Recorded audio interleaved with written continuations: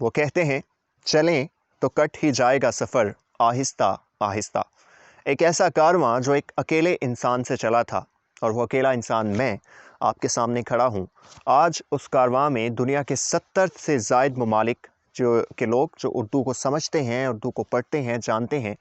ان کے افراد شامل ہوئے، اور یہ کارواں 1,38,000 سے زائد لوگوں تک پہنچ چکا ہے۔ اس حوالے سے میں بہت عرصے سے آپ کا شکریہ ادا کرنا چاہ رہا تھا، لیکن مجھے لفظ نہیں مل رہے تھے کہ آپ کا شکریہ کس طرح سے ادا کیا جائے۔ سو فائنلی آئی تھاٹ کہ ایسے الفاظ تو ہو نہیں سکتے کہ آپ کی محبت، آپ کے خلوص، آپ کے سپورٹ کو میں جو ہے تو خراج تحسین پیش کر سکوں، لیکن آپ سب کا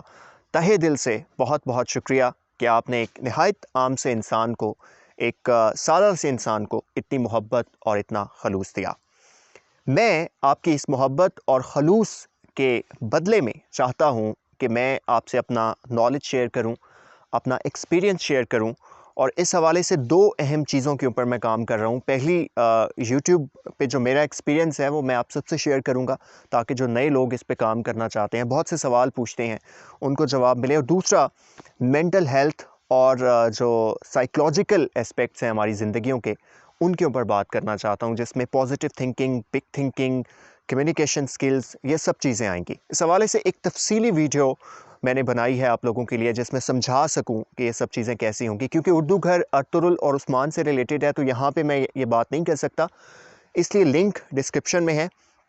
آپ وہاں پہ جائیں، میں آپ سے تفصیل سے وہاں پہ بات کرتا ہوں اور ملتا ہوں۔ اسٹے ٹیون، اللہ حافظ۔